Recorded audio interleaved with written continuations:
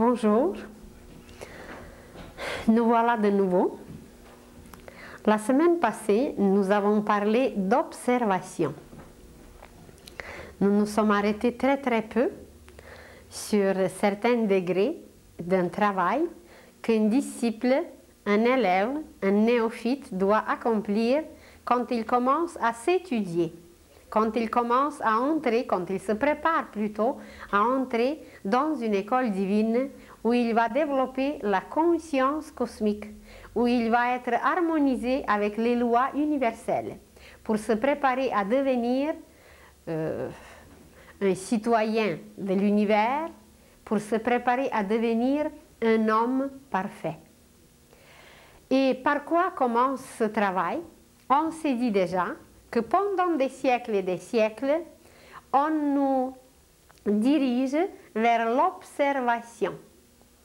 Et dans l'avenir, nous allons apprendre à analyser les mots, parce que nous ne savons pas analyser, comprendre et saisir le sens des mots.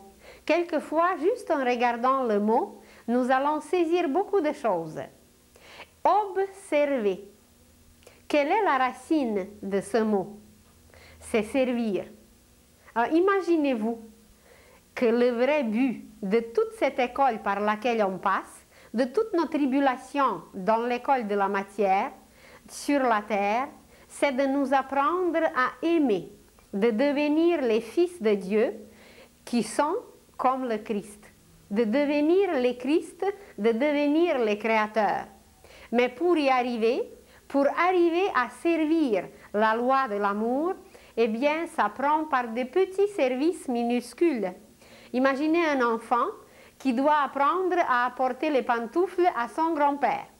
Imaginez un enfant qui doit apprendre à donner une tasse d'eau, un verre d'eau à sa grand-mère, qui doit apprendre à servir son père, à servir sa mère, ses frères et ses sœurs. Exactement comme un petit enfant qui apprend à servir par des petites choses, par des petits gestes, l'humanité tout entière apprend à servir et à servir et à servir, mais en très peu par des petits gestes. Et pourquoi observer? Ob, ça veut dire englober, ça veut dire tout ce qui est général, tout ce qui est qui englobe quelque chose, c'est cette partie ob.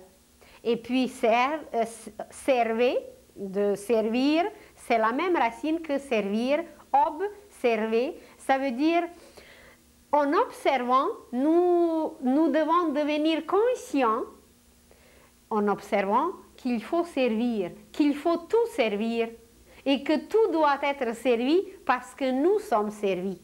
Avant de descendre sur la terre, avant qu'on soit dans une école, l'école est déjà prête.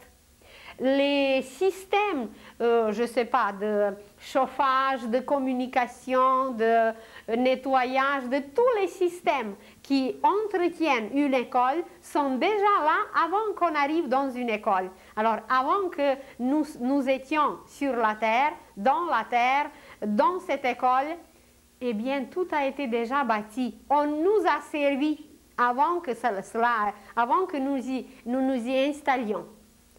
Et puisqu'on nous a servi, puisqu'on nous a donné un crédit, eh bien, par nos actions les plus minimes, les plus petites, en observant, on apprend à servir.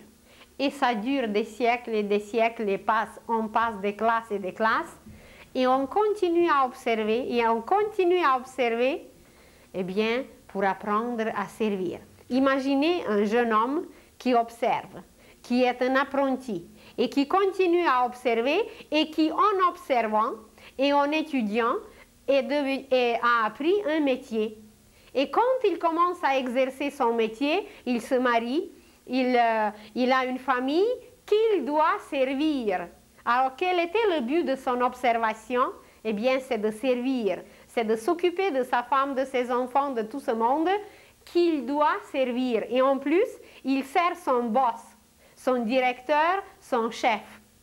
Alors, voyez, seulement si nous prenons le métier qui est quand même un gagne-pain, qui est quand même une occupation principale pour chaque être humain, parce que c'est à travers notre métier que nous exerçons, que nous modélons, que nous façonnons la matière. Pour apprendre un métier, il fallait observer. Pourquoi? Pour apprendre à servir. Et maintenant, le premier degré, une fois passé, évidemment, nous continuons à observer. Même si nous arrivons déjà au deuxième degré, qui est la concentration, toute concentration est possible seulement si l'observation y est. Donc, le premier degré, il est absorbé par le deuxième.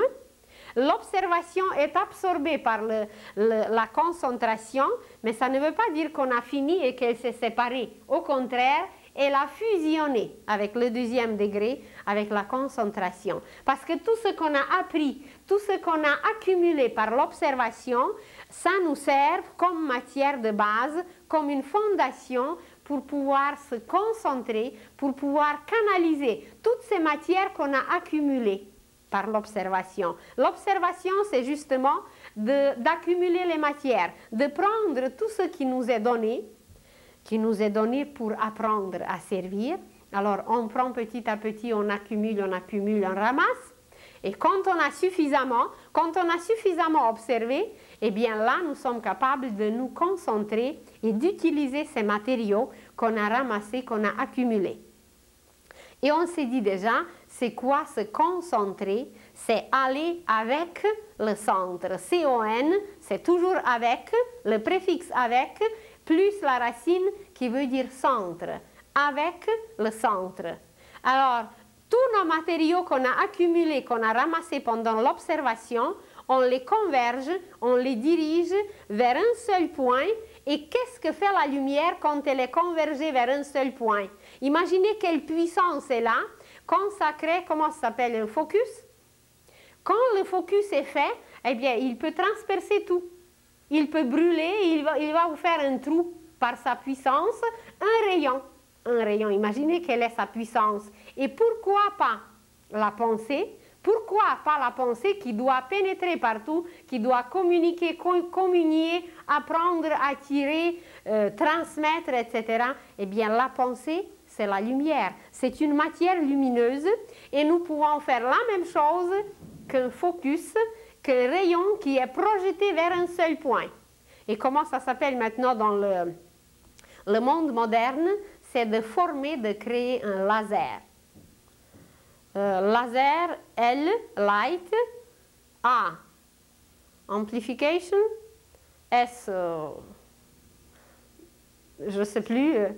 De toute façon, c'est amplifier la lumière et la diriger vers un seul point où elle est capable d'accomplir ce que l'humanité nomme des miracles.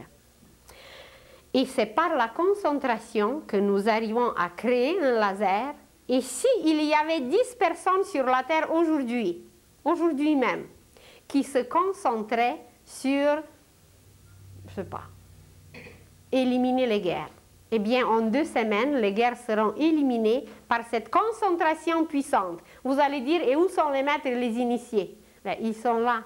Mais c'est de nous qu'il s'agit, c'est des élèves qu'il s'agit, ce n'est pas des maîtres et des initiés. Eux, ils ont passé par leurs examens. Mais c'est à nous aujourd'hui d'y passer et de montrer comment nous sommes capables de nous observer, comment nous sommes capables de nous concentrer. C'est par notre concentration que nous allons passer par l'examen et que l'humanité va rehausser ses vibrations, ses qualités, ses vertus, et que c'est à nous d'amener l'humanité vers un degré supérieur de la conscience. Alors, ça prend 10 personnes. Et qu'est-ce que ça veut dire, ces 10 personnes? C'est 10 justes dont on parle dans la Bible. Pourquoi 10? Parce qu'il y a 10 degrés de la conscience dans l'univers. Nous avons déjà vu l'arbre de vie qui représente 10 degrés de la conscience, 10 degrés des ordres angéliques.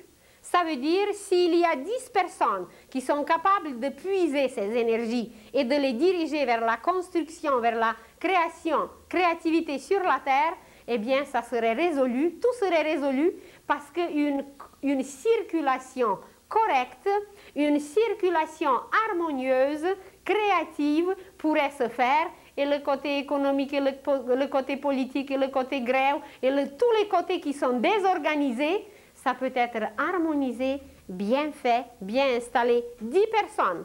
Pourquoi c'était comme ça dans la Bible et pourquoi ça ne serait pas la même chose aujourd'hui? On demandait 10 justes. Ça veut dire ceux qui savent ajuster leur pensée avec la pensée cosmique, avec la morale cosmique, avec les énergies de ces 10 degrés de la conscience universelle. Mais il n'y en a pas 10 qui sont capables de concentrer, de canaliser ces énergies cosmiques seulement vers un seul but. Il y en a qui se concentrent, mais seul Dieu sait quel est leur but, quel est le but de leur concentration et qu'est-ce qu'ils demandent dans leur concentration. Alors, nous devons travailler aujourd'hui sur la concentration. Ça veut dire converger nos énergies vers un seul but. Et quel est ce but? Comme nous le demandons depuis 2000 ans, que ta volonté soit faite au ciel comme sur la terre.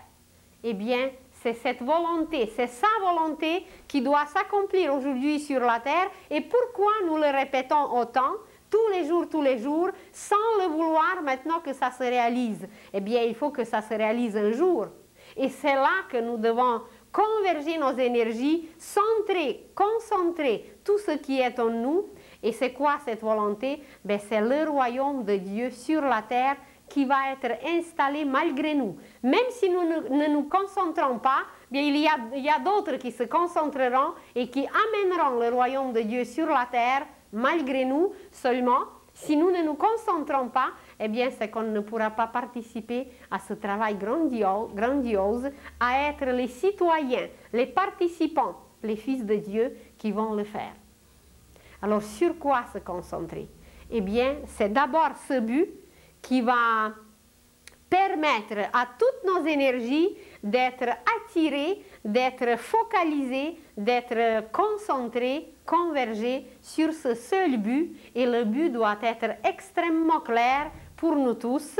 C'est la réalisation du royaume de Dieu sur la terre d'ici la fin du siècle. Eh bien, nous serons tous les témoins.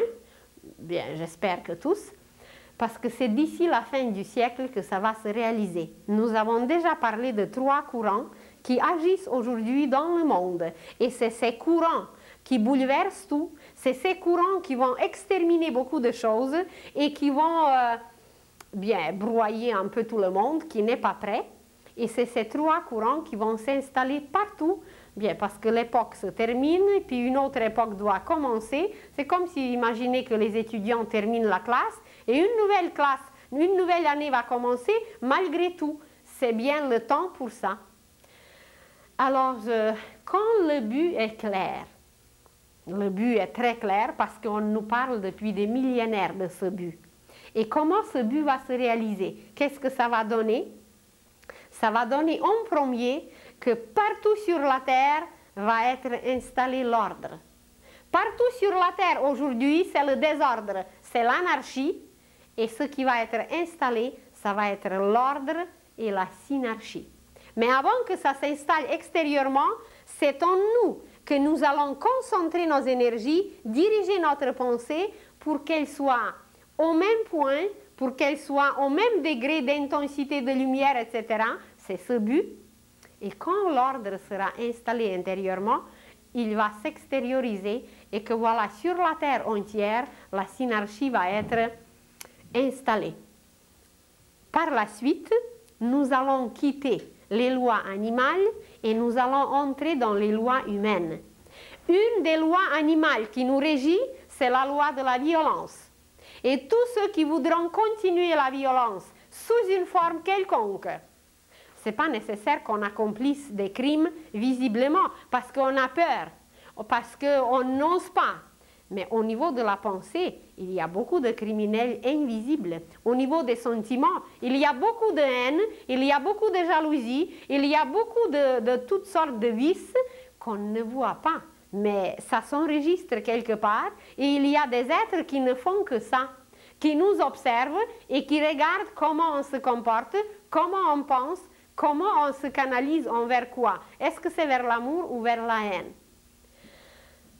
Et voilà, quand on va saisir, quand on va comprendre ces choses, on va abandonner la loi de la violence et on va se diriger vers la loi de l'amour. C'est le deuxième courant, c'est le courant christique. Et nous allons devenir comme lui et nous allons accomplir des œuvres même plus grandes que lui parce qu'il nous l'a dit. Le Christ nous a dit, vous ferez des œuvres même plus grandes que moi. Peut-être pas tout de suite, mais avec le temps. Alors c'est le deuxième courant et le troisième courant qui va nous permettre à déverser la lumière, à déverser les qualités que nous possédons. C'est le courant de Saint-Esprit qui nous permet de réaliser tout dans la matière, qui nous permet de réaliser tout cet amour, toute cette volonté divine, tout cet ordre, toute cette harmonie, l'amener jusqu'à la matière, diviniser la matière. Parce que le Saint-Esprit est appelé en Orient Dieu de l'action. Alors c'est cette action harmonieuse, créatrice, non violente, pleine d'amour, qui va nous permettre à tout réaliser. Mais comment réaliser tout ça? Alors, imaginez que le but est clair, que vous savez que vous voulez bâtir un temple, une maison qui peut être appelée un temple.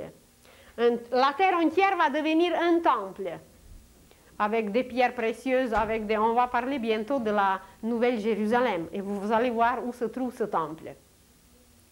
Et quand le but est clair, le royaume de Dieu sur la terre et rien d'autre, seulement ce seul point vers lequel toutes nos énergies, toutes nos forces sont convergées, eh bien c'est là que la vraie concentration commence, c'est là qu'on peut commencer à pratiquer, à s'exercer et à se préparer pour des réalisations magnifiques. Mais comment est présentée aujourd'hui la concentration humaine? En apparence, nous nous concentrons.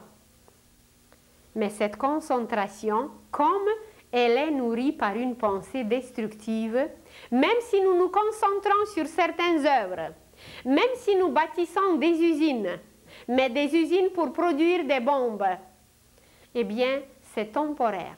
Ça ne sera pas durable parce que toute cette matière, elle est trop destructive et elle produit des ondes, des vibrations qui font brûler l'herbe. Elle produit des ondes qui déséquilibrent la terre. On produit des ondes qui nous font mourir de maladies incurables, en apparence incurables. Alors on se concentre, mais on se concentre sur des œuvres meurtrières, sur des œuvres criminelles et sur des œuvres complètement destructives. Alors la concentration humaine d'aujourd'hui, elle est présentée par une image graphique que vous allez voir ici. Elle est complètement détachée, elle est en morceaux. Notre concentration, imaginez un criminel qui va voler une banque. Il se concentre sur quelque chose, il doit acheter les clés, il doit acheter les pistolets, il doit accomplir toute son œuvre destructive, mais c'est décousu, c'est détaché, c'est complètement débalancé, c'est un décalage de tout ce qui existe en lui. Il va réaliser quelque chose, mais ce n'est pas durable. Une usine qui produit des bombes, eh bien, premièrement, les résultats, la gloire de cela, ben, ce n'est pas pour l'éternité. Même si ça va durer tout un siècle, mais ça va être démoli un jour. Et même ceux qui l'ont fait, ceux qui l'ont produit, ben, leur concentration est nulle. Alors l'image que vous voyez, c'est l'image de la concentration d'aujourd'hui qui est complètement débalancée, décousue, détachée. Chaque morceau que vous voyez ici, ben, c'est des petites concentrations, mais sur des œuvres de violence, sur des œuvres criminelles et sur des œuvres de la destruction. Et toute cette périphérie qui doit exprimer une lumière, toute cette périphérie qui doit devenir comme un soleil, elle devient comme des épées dirigées vers dedans et comme des épées dirigées vers l'extérieur. Ça nous détruit, ça nous ronge intérieurement parce qu'il y a des remords, parce qu'il y a quelque chose qu'on a transgressé et on le sent.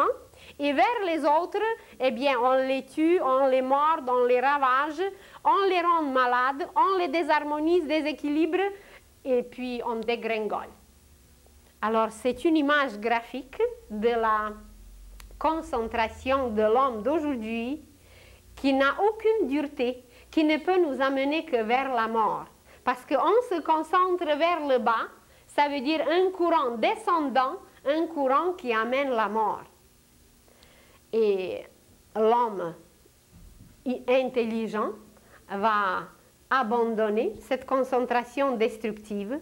L'homme intelligent va vouloir de se lier à son âme, de se lier à une source éternelle de génie, de puissance, d'un potentiel qui lui permettra non seulement de créer des nouvelles fleurs sur la terre, non seulement d'accomplir des œuvres durables sur la terre, non seulement transformer son corps en or et en lumière, mais qui lui permettra d'accomplir des œuvres cosmiques. Au lieu de faire des usines, de bâtir des usines pour les bombes, eh bien, il ira sur une autre planète de faire des études inimaginables. Il voyagera à travers l'univers, il ira sur le soleil pour parler aux archanges et pour apprendre des lois universelles. Parce que l'homme est créé pour cela, l'homme a tout ce potentiel en lui, mais il est dirigé, concentré complètement ailleurs, vers le bas, où il est influencé par ce courant descendant qui amène la mort, par le courant de la décomposition. Et alors, quand cette compréhension, quand cet éveil de la conscience va s'installer dans l'homme, qu'est-ce qui va arriver? C'est que cette image décousue, cette image qui rend l'homme le loup. Il existe un proverbe latin qui dit « l'homme pour l'homme est un loup ». Eh bien, avec toutes ces épées qui sortent aujourd'hui de lui et qui détruisent, l'homme va se transformer en un soleil. Et l'image suivante que vous allez voir, c'est la vraie concentration. C'est là où l'homme va relier tous les morceaux en lui, où l'homme va reprendre son vrai travail, où l'homme va se soumettre à la loi de l'amour. Se soumettre, c'est tout simplement devenir le maître. Et regardez, ce centre dont on parle, concentré. Se concentrer, c'est aller avec ce centre qui est en nous. C'est un noyau divin qui est en nous. Et c'est de ce noyau divin que nous allons tout puiser. Et ça fait par la suite une spirale superbe, que toutes les énergies sont reliées. Tout ce que vous avez vu sur l'image précédente qui était décousu, détaché, ça va être relié. Et en se reliant ainsi, tout autour, l'homme va créer des rayons. L'homme va projeter des rayons. Ce ne seront plus des épées destructives, mais ce seront des rayons de lumière. L'homme va rayonner. L'homme d'aujourd'hui pense qu'il est fort parce qu'il a dans ses mains une épée. Mais en réalité, l'homme fort, ce n'est pas celui qui raisonne, mais celui qui rayonne. Et il n'a pas compris cela. Et quand il va le comprendre, eh bien, c'est qu'il s'occupera de ces rayons. C'est qu'il se concentrera sur cette lumière. Il va savoir qu'en lui, il y a un noyau de potentiel du Père, de potentiel universel, de potentiel divin. Et il ira puiser en lui-même cette lumière qu'il va déverser sur tout le monde. Et quand il va déverser sur tout le monde, il va devenir homme Verseau. Le mot même nous le dit. Et seul homme qui se trouve sur le cycle, sur le cercle zodiacal, c'est Verseau. Et l'homme va devenir le Fils de Dieu, l'homme Verseau, qui déverse sur tout le monde sa force créatrice, sa force bénéfique. L'homme va devenir un mage blanc quand il va apprendre à puiser en lui-même toute cette puissance divine, parce qu'elle y est déposée depuis longtemps. Comme Moïse nous a dit que l'homme est créé à l'image de Dieu, pourquoi il n'a pas ajouté qu'à sa ressemblance aussi? Alors seulement par la suite, ça a été rajouté que voilà, et qu'il doit devenir à sa ressemblance. Nous sommes à l'image, ça veut dire que nous possédons cette sémence en nous. Mais la petite sémence, un gland, ne ressemble pas à un chêne. Alors, seulement en devenant un chêne, seulement en faisant pousser cette puissance qui est contenue dans la petite sémence, l'image va ressembler au Père. Alors, être à l'image de Dieu, c'est posséder la même puissance, posséder le même potentiel, mais en germe. Mais puisqu'il est là en germe, c'est à nous de le faire pousser. Et c'est justement cette école de la matière, c'est pour faire pousser cette puissance qui a été déposée en nous. C'est de se centrer sur cette sémence, d'ailleurs elle est ronde, c'est un petit point divin qui est en nous et qu'il faut pousser par quoi? En cultivant les vertus, en s'arrêtant sur les qualités, en s'ajustant avec les lois universelles, etc., etc. Alors, c'est quoi la concentration? La concentration, c'est de puiser, d'utiliser cette énergie divine qui était déposée en nous pour la faire extérioriser, parce qu'en réalité, elle est dedans. Et comment l'extérioriser? C'est en ayant un but précis. Si vous n'avez pas, imaginez que vous possédez des matériaux et des matériaux en or, que vous possédez une richesse extraordinaire et que cette richesse, les millions, les matériaux de construction, vous pouvez bâtir une cité, vous pouvez bâtir une ville. Mais si vous n'avez pas ce but de bâtir quelque chose, bien, vos matériaux vont pourrir, moisir, se rouiller et ça ne sera pas utilisé. Et même si c'est en or, eh bien, ça sera comme ça, en or, et puis ça va rester comme ça. Imaginez que vous possédez des wagonnettes et des wagonnettes d'or, et que chaque wagonnette, c'est une acquisition d'une vie.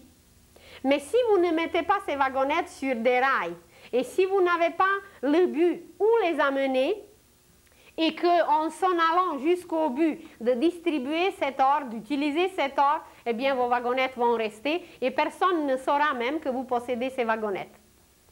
Bon, prenons un autre exemple. Imaginez que vous avez un crayon, un stylo en or, que vous avez le papier de meilleure qualité au monde et que vous avez un vocabulaire de poète. Et même vous prenez votre crayon et vous écrivez une lettre avec votre vocabulaire et en vers, en poésie la plus belle. Mais si vous n'avez pas l'adresse de la destination, si vous n'avez pas le destinataire, ça veut dire le but, eh bien votre lettre va rester comme ça. Donc les efforts seront inutiles parce que le but n'est pas là. Et nous tous aujourd'hui sur la terre, nous avons ces acquisitions parce qu'on a quand même travaillé un peu dans le passé. On a quand même acquis quelque chose. Mais comme nous n'avons pas le but aujourd'hui, eh bien nous ne faisons rien et nos acquisitions restent dans le subconscient. Au lieu de les amener vers la conscience et par la suite vers la superconscience, nous les gardons dedans et nous ne faisons rien. Pourquoi? Parce qu'on ne se concentre sur rien et ces énergies, ces forces, ces richesses ne sont pas utilisées, ne sont pas extériorisées, ne sont pas exploitées. Imaginez un millionnaire qui a des millions et des millions, et qui garde ces millions, oh, je ne sais pas, dans un trésor, à la banque ou quelque part, et qu'il ne fait rien avec.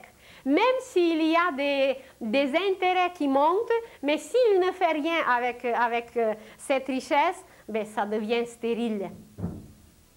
Ben, lisez les évangiles et vous allez voir comment par les paraboles extraordinaires, on utilisait les richesses, comment on utilisait l'argent, comment on utilisait les grains. Imaginez que vous avez un grenier de blé de la première qualité, mais que ce blé reste dans votre grenier.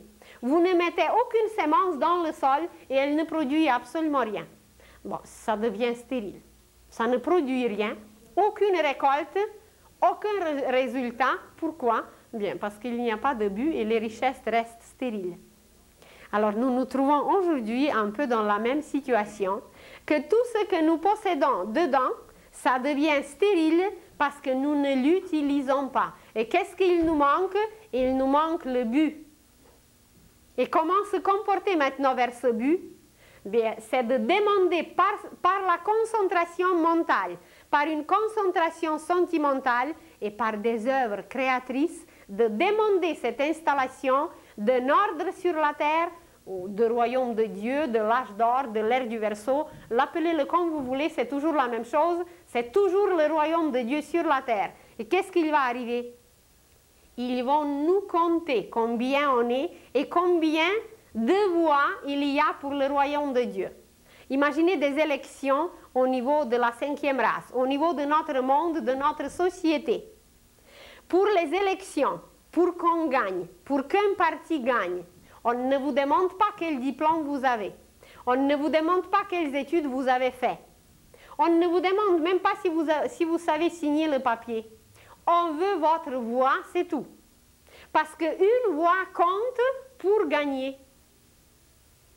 Et on en a, je ne me rappelle plus si on a mentionné, mais il existe aujourd'hui sur la Terre une vague d'incarnation des esprits qui ont transgressé les lois divines à l'époque atlantéenne. Par le mal qu'ils ont accompli, ils sont devenus les fils de mal. Et ces fils de mal, qui ont transgressé, les fils du mal, qui ont transgressé toutes les lois divines, par la miséricorde divine, on leur permet aujourd'hui de corriger leurs erreurs. On leur permet aujourd'hui de réparer les fautes. On leur permet de nouveau se lier à la lumière divine. Peut-être quelques-uns vont le faire, mais ils sont aujourd'hui là parmi nous et ils essayent de nous tenter, ils essayent de nous avoir de leur côté. Et c'est pour ça que chaque voix est extrêmement importante, la voix pour le royaume de Dieu. Parce qu'à l'époque atlantéenne, ces fils du mal, pour la première fois dans l'histoire de l'humanité, ont eu le dessus, ont eu la victoire sur le bien. C'est temporaire. Dans l'univers, s'il arrive une chose pareille, c'est toujours temporaire. Mais ce temporaire dure plusieurs milliers d'années. Alors, cette victoire sur le bien, même si elle était temporaire, on leur permet aujourd'hui de corriger leurs défauts, de réparer les fautes, et c'est un peu pour ça que nous voyons partout autour de nous tant de violence, tant de criminalité, tant de choses abominables, parce qu'ils sont venus pour réparer certaines choses. Mais comme ils ne le réparent pas, même si c'est deux âmes qui seront amenées vers la lumière, on leur permet à tous de venir sur la terre et de réparer, d'apprendre. Parce que même s'ils ne le font pas tout de suite, peut-être ils le feront d'ici 2000 ans. Peut-être en souffrant, et en souffrant, et en souffrant, ils apprendront un jour qu'il faut se corriger. Alors, la situation est un peu critique. Parce que chaque voix compte. Même si on est ivrogne, même si on est encore impur, même si on n'a pas encore acquis toutes les qualités, ça ne fait rien.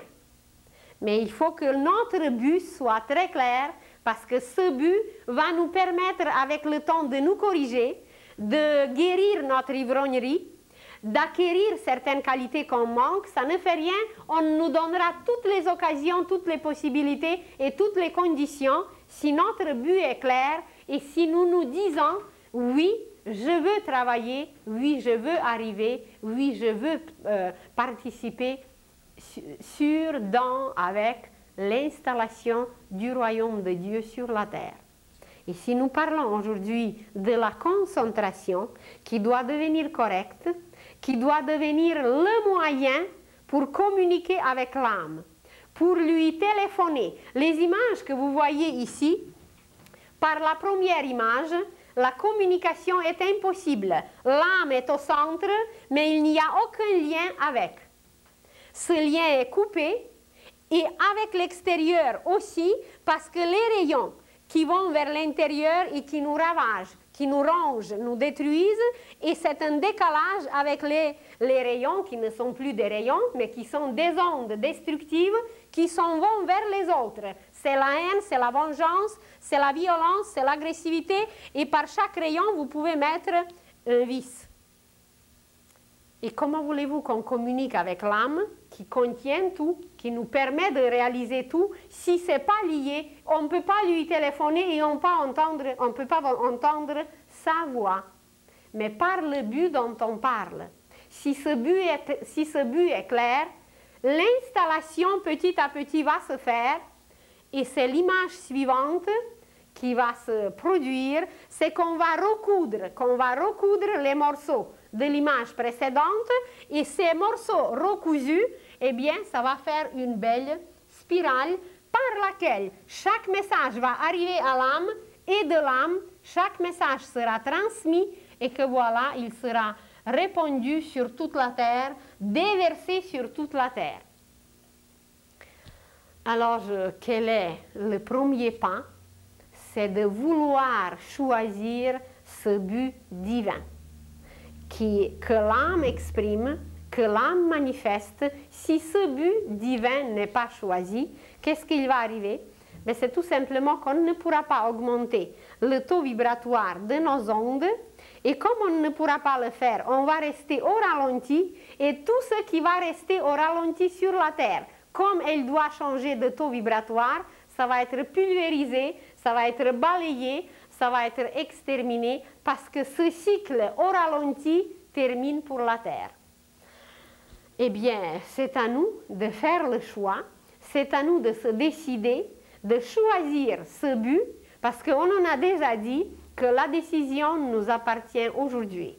Jadis, notre conscience était comparable avec la conscience d'un enfant pour lequel c'est ses parents qui choisissent l'école, c'est ses parents qui décident. Mais aujourd'hui, ce n'est pas nos parents spirituels, ce n'est pas nos guides spirituels qui décideront, c'est nous-mêmes. Avec notre conscience éveillée, humaine, nous déciderons nous-mêmes de choisir notre but, de se diriger vers ce but et de dire notre oui pour le royaume de Dieu sur la terre. Mais par quoi nous sommes pris encore? Nous sommes pris encore par tous ces morceaux. Chaque morceau que vous voyez ici, ça c'est symbolique. Mais derrière ce morceau, il y a des milliers d'autres petits morceaux. Ça c'est tous nos désirs et toutes nos pensées personnelles. Ça n'a rien à voir avec l'âme, ça n'a rien à voir avec l'esprit et ça n'a rien à voir avec une réalisation terrestre du royaume de Dieu sur la terre. Alors, ça c'est les désirs personnels et nous allons devenir impersonnels. La conscience humaine d'aujourd'hui, elle est personnelle et elle nous amène vers la mort. Et comme nous allons devenir impersonnels, eh bien ça va nous diriger vers la vie éternelle qui va circuler sans cesse en nous. Et si Mathusalem a vécu 960 ans, bien pourquoi pas nous, dans un seul corps. Si dans la Bible, il y a des personnages bibliques, des femmes qui ont eu les enfants à 90 ans, peut-être même plus tard, mais pourquoi pas nous? Dans un corps physique, on peut amener sans cesse la lumière, mais avec cette concentration. Et ce n'est pas tout. On a parlé de l'observation qui est le premier degré pour nous amener à la concentration. On nous apprend à servir par l'observation, à faire des petits gestes, pour arriver à la concentration, parce que qu'est-ce que la concentration nous permet? Elle nous permet d'être liés à la source sans cesse.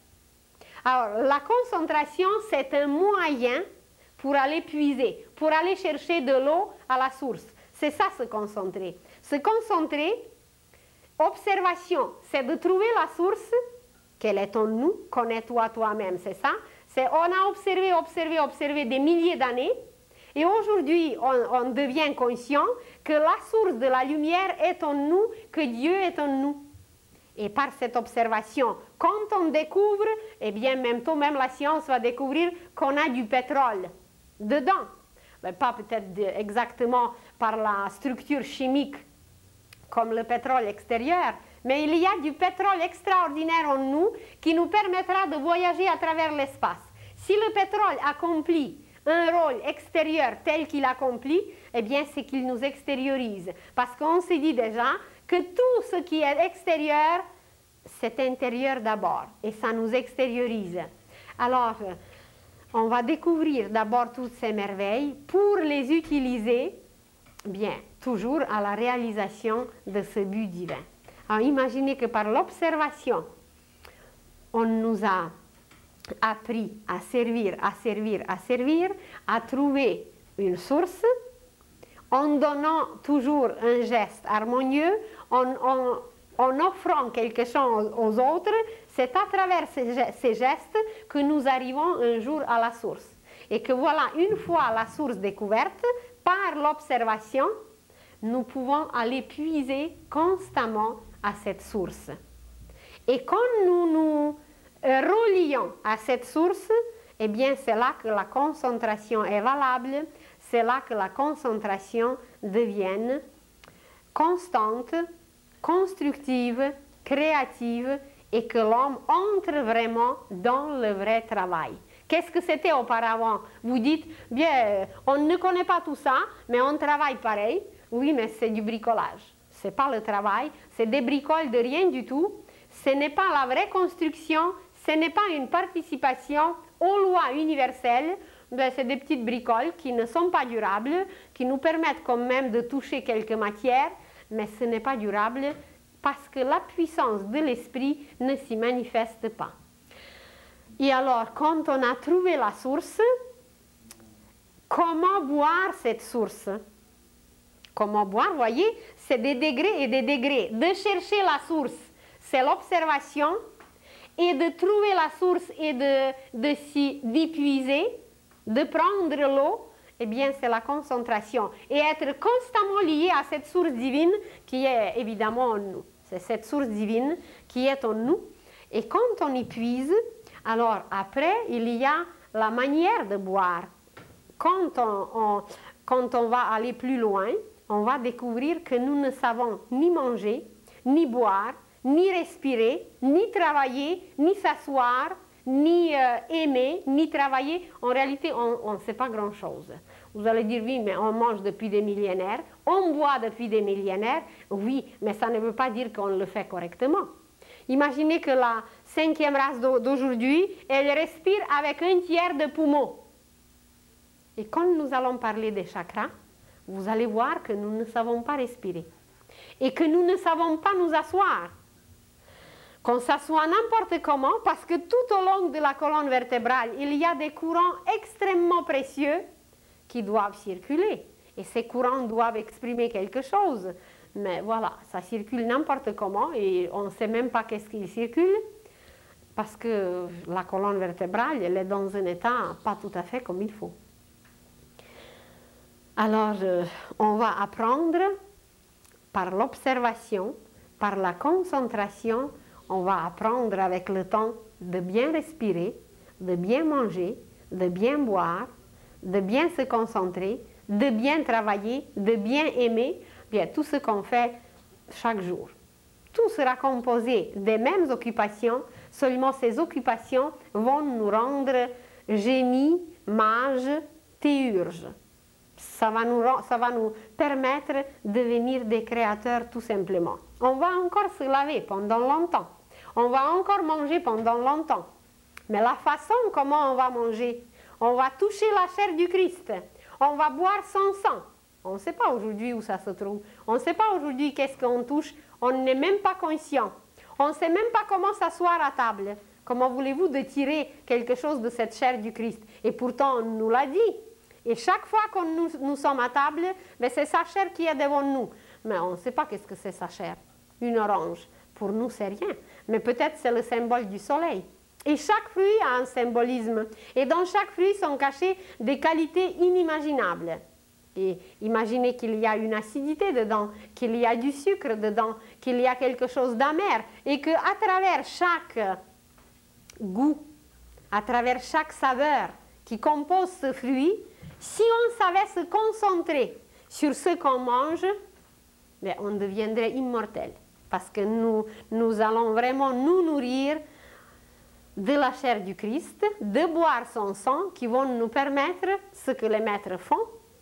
C'est ça qu'ils savent comment manger, ils savent comment boire, ils savent comment respirer, et ils vivent des milliers et des milliers dans un seul corps. Il y a aux Indes un sage très connu qui s'appelle Babaji. Ceux qui ont lu l'autobiographie d'un yogi, vous l'avez même vu sur une image. Babaji est sur une image et personne ne connaît son âge. Il a l'air d'un jeune homme de 25-30 ans. Il a l'air très alerte, très jeune et il a des centaines et des centaines d'années parce qu'il sait régénérer son corps au fur et à mesure et que voilà, à travers l'histoire, il y avait beaucoup de personnages comme ça. On ne nous les a pas présentés peut-être toujours, mais ils étaient toujours là. Alors si ces personnages qui sont d'une nature humaine, qui sont de notre race, si eux, ils sont arrivés à faire toutes ces choses, mais pourquoi pas nous?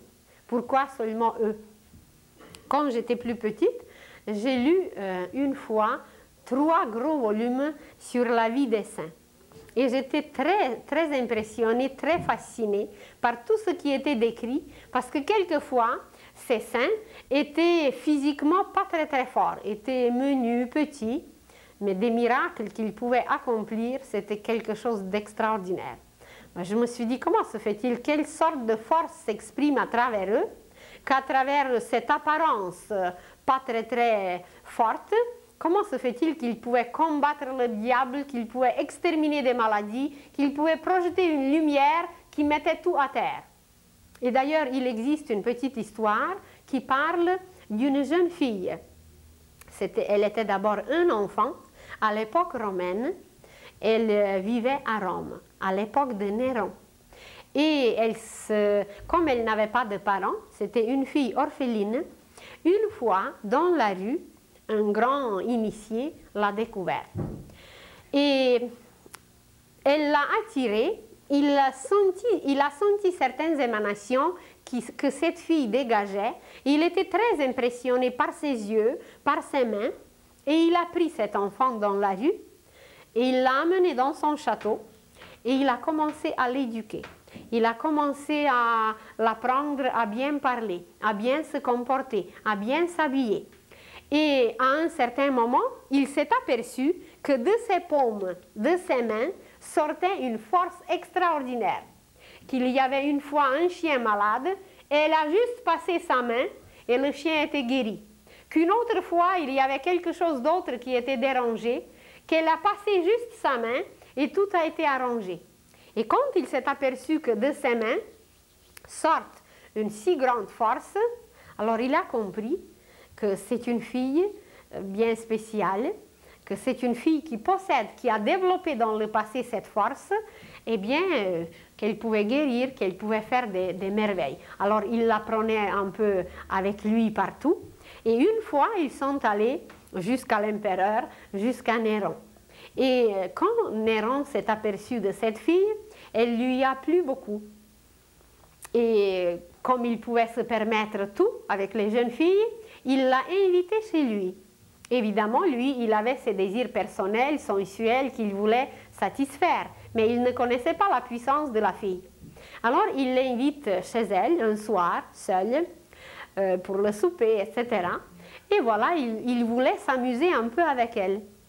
Et elle a tendu seulement sa main. Et Néron était soulevé de la terre et il était projeté vers le mur et il a commencé à la supplier de le faire descendre sur la terre. Et la fille a fait le geste avec sa main et Néron, avec les promesses évidemment qu'il ne la touchera jamais, elle l'a fait descendre et puis elle est partie toute calme, toute paisible, comme si rien n'était. Et évidemment, comme la vie de Néron lui était beaucoup plus précieuse, alors il n'a pas osé toucher la fille et après il a fait courir des rumeurs que c'est une sorcière, que c'est une fille comme ça et comme ça, mais c'était tout simplement une fille qui a pu utiliser cette force qui sommeille en nous, qui est en état latent, et quand cette force sera utilisée, eh bien nous ferons la même chose que Jésus faisait. Nous ferons un geste et voilà, un aveugle deviendra un homme comme tout le monde. On passera la main et voilà, quelqu'un sera ressuscité. Et déjà aujourd'hui, nous avons les moyens, même extérieurs, intérieurs étaient toujours là, mais même les moyens extérieurs pour réaliser ces choses. Mais nous ne nous préoccupons pas, nous ne voulons pas, nous ne cherchons pas, et puis comment voulez-vous qu'on fasse quelque chose? Si on ne cherche pas, c'est qu'on ne trouve pas. Hugo a dit, Dieu bénit l'homme non pour avoir trouvé, mais pour avoir cherché. Ça veut dire ses efforts, ça veut dire cette direction, ça veut dire ce but qu'on cherche, ce but qu'on veut avoir. Eh bien, c'est par tous nos efforts qui vont recoudre cette image, ces morceaux qui sont là aujourd'hui décousus. Alors, c'est nos efforts qui vont recoudre tout cela. C'est cette recherche de les relier et de trouver le lien avec l'âme. C'est ça qui est la plus grande grâce. C'est pour ça que Dieu bénit l'homme. Quand ça va être trouvé, eh bien, il y aura des facilités extraordinaires. L'âme se manifestera à travers nous. Et puis, ça va être trop simple. Mais pour trouver, c'est ça qui est le plus difficile. Alors, il y a certaines révélations, il y a certains messages qu'on nous transmet aujourd'hui. Nous parlerons un jour beaucoup plus en détail de l'Apocalypse. Et vous verrez quelle révélation extraordinaire on nous a transmis par l'Apocalypse, mais nous avons peur de l'Apocalypse. Nous ne voulons même pas la toucher parce que ça nous semble, bien, c'est quelque chose d'incroyable. C'est une époque qui va faire les tremblements de terre, qui va faire des inondations, des incendies. On ne veut pas toucher l'Apocalypse. Mais je vous conseille, lisez-la. Lisez l'Apocalypse. C'est des plus belles révélations sur nous, sur l'homme, comment l'homme doit devenir, comment l'homme doit se concentrer. Nous parlerons bientôt de la Nouvelle Jérusalem. On ne pourra peut-être pas parler de tout parce qu'une heure de temps en temps, ce n'est pas beaucoup. Mais nous nous arrêterons quand même un peu et vous allez voir qu'est-ce que c'est la Nouvelle Jérusalem. C'est l'homme lui-même. C'est un comportement nouveau. C'est des pensées nouvelles. C'est des sentiments nouveaux. C'est le but divin sur lequel ces nouvelles pensées, ces nouveaux sentiments savent se concentrer. Mais ça ne nous intéresse pas aujourd'hui beaucoup parce que ça ne nous apporte pas des gains, ça ne nous apporte pas des intérêts immédiats. Ça nous apporte des merveilles pour l'avenir, mais on ne se préoccupe pas trop de l'avenir. Alors, personne ne nous obligera. Une liberté nous a été donnée et que voilà, on va garder cette liberté. Mais le choix nous appartient aujourd'hui. Et puis, ceux qui voudront, eh bien, ils iront très très loin. Et ceux qui ne voudront pas, eh bien, ils resteront bien bien en arrière. Et quand on va finir avec la concentration, eh bien, ce n'est pas la fin. Ce n'est pas final. C'est juste qu'on a trouvé la source et qu'on s'est lié à la source. Mais après, il y a l'utilisation de la source. Imaginez que vous avez dans vos mains un flot, mais un flot extraordinaire. Et qu'est-ce qu'on peut faire avec ce flot? Si on ne sait pas l'utiliser, ben vous pouvez inonder toute une région. Mais si on sait l'utiliser, vous pouvez faire des oasis, vous pouvez faire d'une canalisation, et on n'a pas encore assez étudié comment ils ont fait les canalisations en Égypte, comment ils ont pu avoir 2 récoltes par année. Eh bien, ce sont des merveilles qu'on ne connaît pas.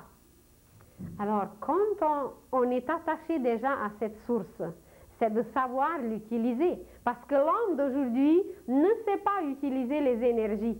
Mais si vous voulez des preuves, bien les chaises électriques.